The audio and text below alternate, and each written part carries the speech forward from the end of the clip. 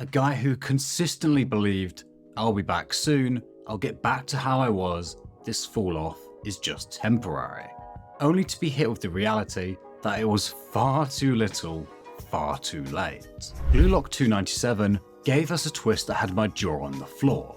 The elimination of Nagi Seishiro, who started the arc ranked second, but could only watch himself fall, and unable to find a way back, he fell all the way to 24th, missing the cut and being eliminated. And of course this was partly a shock because we've seen the inhuman skill of this guy, but also because everything seemed to be gearing up towards a comeback. I'll be back on track soon enough was the vibe that he gave off. And usually in a story, you'd expect a character with so much build up and so much time invested in them to return to form.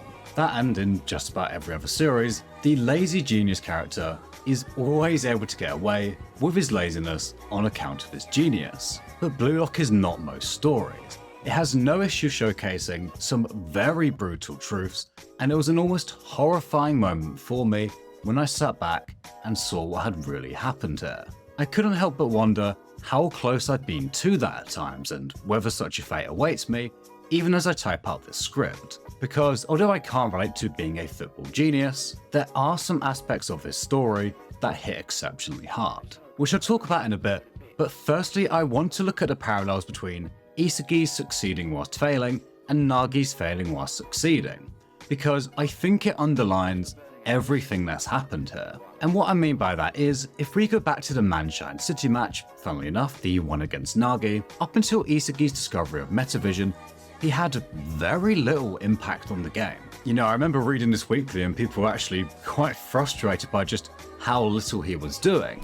However, after figuring out Metavision, he immediately managed to break past the entirety of Manshine to get a chance on goal. His shot, however, is stolen by Kunigami, and to the rest of the world, especially Kunigami, it looks as though Isagi is failing as such. But whilst Kaiser taunts him and Kunigami reprimands him, Noah, the world's greatest striker, recognises that Isagi is onto something here, claiming that the ticket to supremacy he's found can take him all the way to me. In short, in terms of his results alone, it appears as though Isagi is failing, but we know otherwise, and so does he. And that's quite a reassuring, very common idea that, you know, you can be doing everything right and just need to keep doing it for the results to come. But what about the other way around? What about someone who seems to be getting results, but if they keep going the way they are, they'll lose them? And that's quite a scary thought, right? Like, how do you even know if that's you?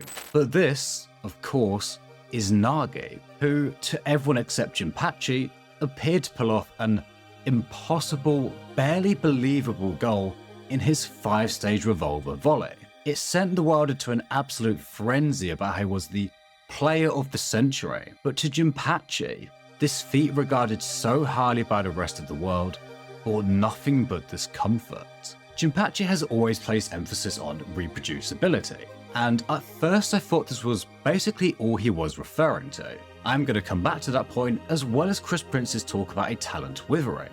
But in light of recent chapters, there's clearly a lot more to it. In 299, Jinpachi refers to this goal as a result beyond his talent, claiming that what happened was him proving he can produce results beyond his talent. And just before this, he speaks about how the environment, friends and rivals can push people beyond their usual talent. The implication being here that this should have been seen as an outlier and not Nagi's usual level of play.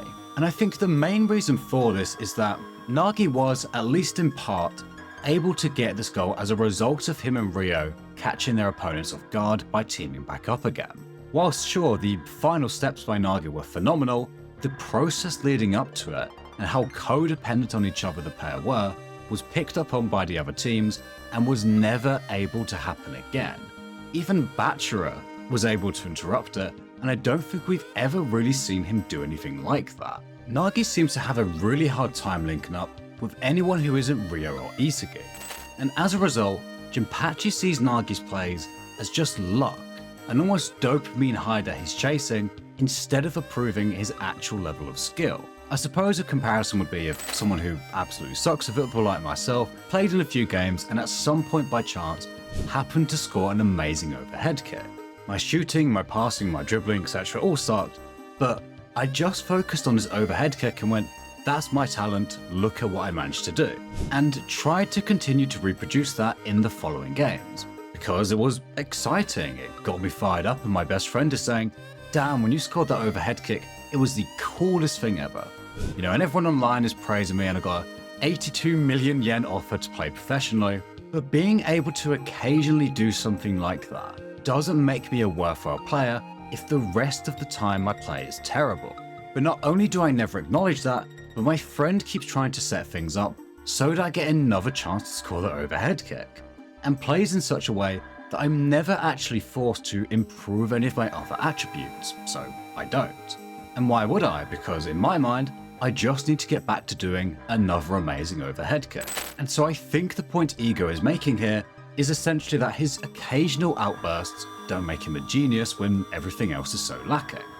And it all sounds like a really niche thing that none of us are ever likely to really experience, right? I certainly thought the same at first, which is why I've never made a video on Nagi and his struggles in the NEL, but this is where it links into what Chris Prince said before in chapter 170, which really prophesized everything that happened to Nagi. Note how Jinpachi uses that same phrase, withering talent, and has an identical aura to Chris Prince here when he talks about those who don't understand their talent will see it wither away. It's one of my favourite speeches in the entire series. I made a video on it a long time ago, where he essentially talks about how you should understand your own talent, why and how you were able to succeed on the occasions that you did, but also that you should be comfortable in that. For instance, someone who's an excellent sprinter shouldn't try to become someone who muscles their way through instead, because they'll never match someone who's a natural at that and risk losing their sprinting ability in the process. It's not that you shouldn't work on your weaknesses, but that you shouldn't try to become something that you're not. Even Blue Lock's king of adaptability, Isagi Yoichi, a player who's built his success of analysing what others around him can do, recognises when something just simply isn't for him. For example, when he looked at Kaiser and recognised that Metavision was something he could try and use himself, but a Kaiser impact wasn't. Now, before I get to how all of this applies to Nagi, I'm aware that there's a tinge of irony here and that the other half of the Nagi Ryo duo is actually someone who can kind of do everything and can just look at someone doing something and, immediately copy it. But obviously he is one of a kind, and it also doesn't mean that everyone else should be trying to do what he does just because he can. But that aside, what never occurred to me until now is that what Prince is saying could also apply to a much broader scale. Not just how you do something, but why and what you even do in the first place. We see Nagi trying a bunch of different things to try and get his fire back, and none of them work. We see him asking players like Bauer and Rin what their reasons for playing were. And the interesting thing is, when Nagi keeps pushing and pushing with his questions, they both eventually reach a point where they don't really have an answer for them. Both their motivations have a tinge of not irrationality, but more a kind of unexplainable element to them. Something that they just feel and understand, but could never completely explain to someone else. And if Nagi's intention here was to try and find something he could use for himself to get himself fired up again, then this was simply never going to work. Even Isagi thinks to himself in 297, right before Nagi's defeat, that there's no way to reproduce that fire.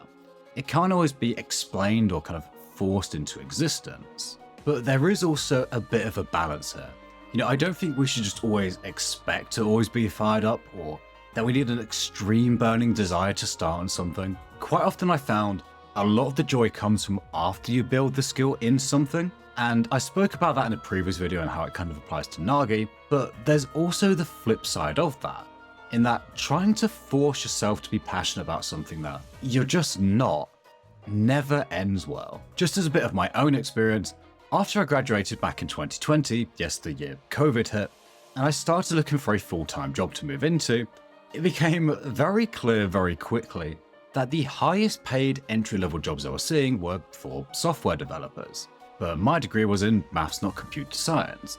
And so part of me wondered if I should have done that instead. But I've tried to get into coding a few times over the years, just out of curiosity and because I think it's kind of cool, and I've just never been able to sustain an interest in it. So if I had tried to do a degree in that, because, it'd pay me more down the line, I actually don't know if I would have even finished it. On a similar note with YouTube as well, and this is probably a better example actually.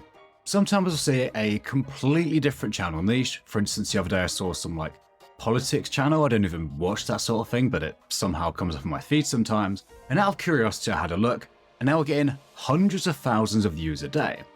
And so part of me thought, well, I've never seen an anime channel do that before. But if I was to try and force myself to do that, right, it would have gone terribly. It's something I have zero interest in. And this is where it links back to Nagi, who's been trying to do exactly that.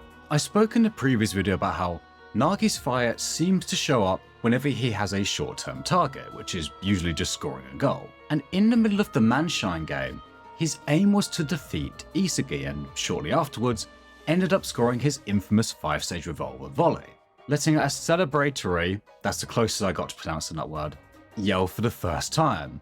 There's no denying this was a huge rush for him, but if we go back just a few chapters, he believed he couldn't beat Isagi in his current state.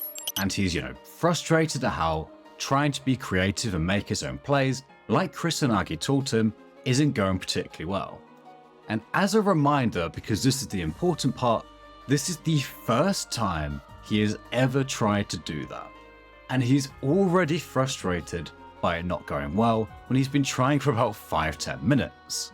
He's not having fun right now, and so he asked Ryo to team back up with him because even though he probably recognizes that it's kind of bad for his development in the long run, it makes it easier in the short run because of how skilled Ryo is and how well they work together.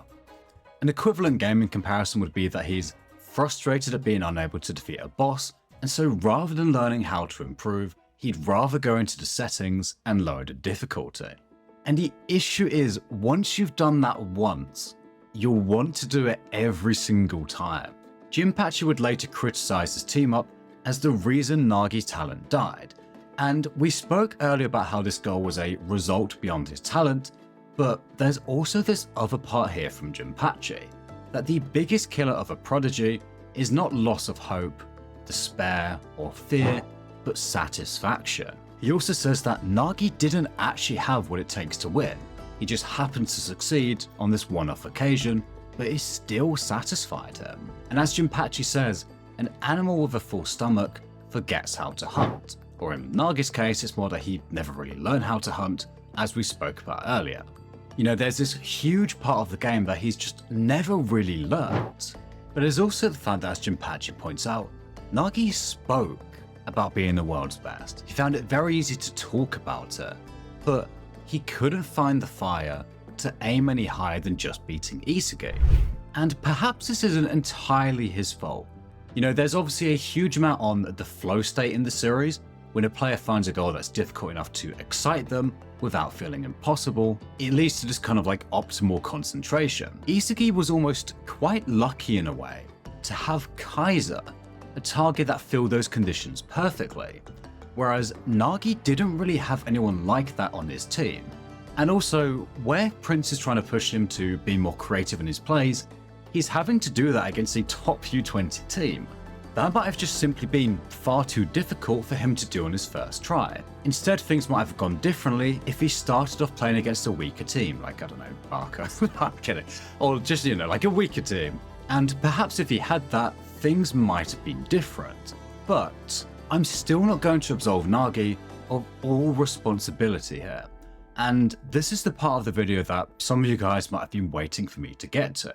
Because firstly, and I briefly touched on this earlier, he really didn't even try. It's frustrating to see when he's got all these, he couldn't ask for a better coach, really, right? He's got the number 2 striker in the world coaching him. And he gave this whole making his own plays thing literally one attempt.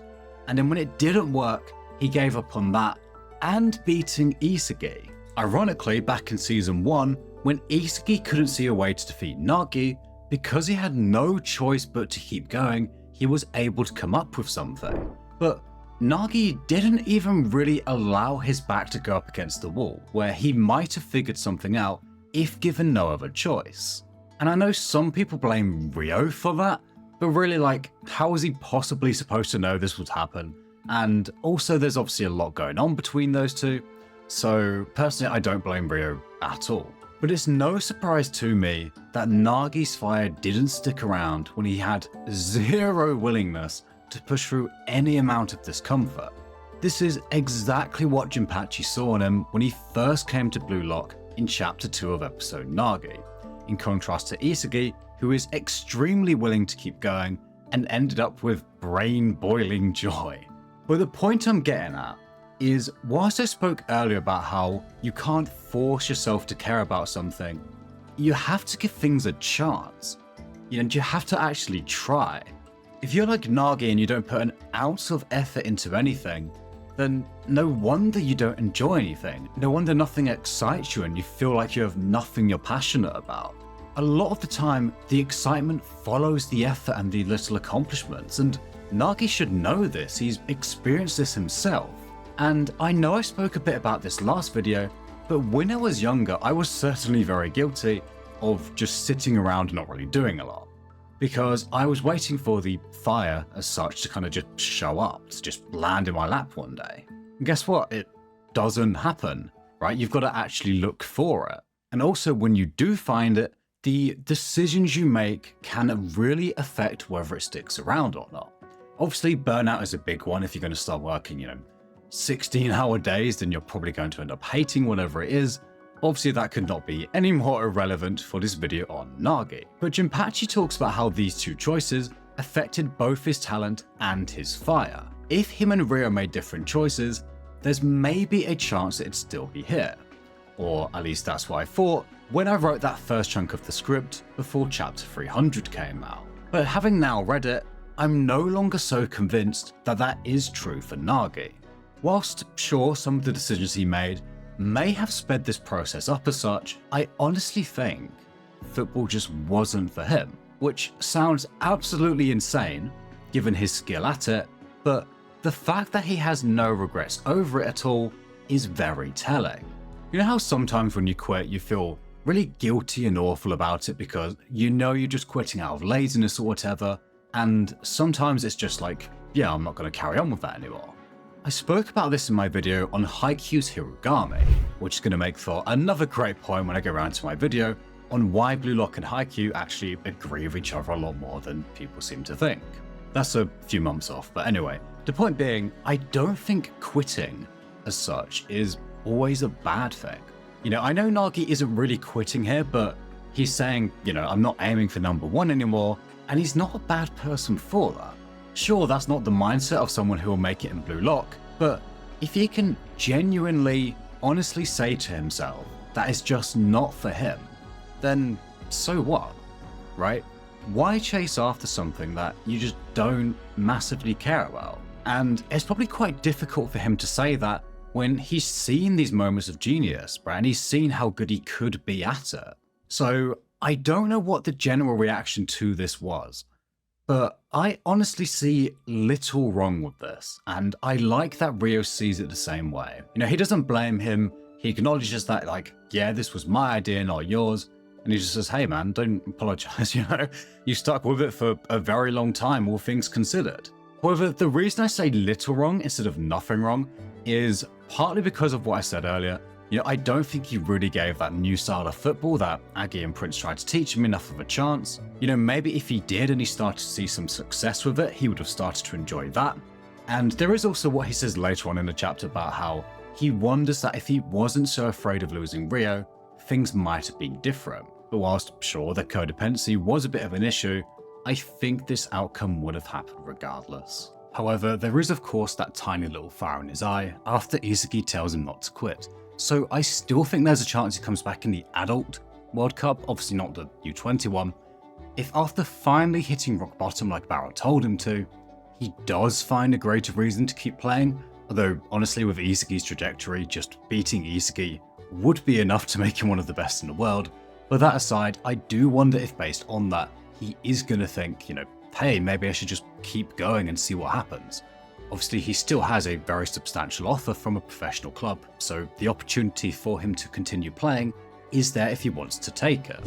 And by the sounds of it, it would be the first time he's ever actually stuck to something, so either way, it's going to be extremely interesting to see where Nagi's story goes from here. Thank you very much for watching. Special thank you to Yogesh Tendoloka and BJGamer39 for signing up as channel members. If you want early access to these videos, as well as helping me to pay for more editors like I did for this one, you can check me out on Patreon or channel memberships. This seems to surprise people, but this channel is nowhere near a full-time job. I still work full-time and have to work outside of that, so any support in changing that is much appreciated. Either way, thank you very much, and hopefully see you again soon.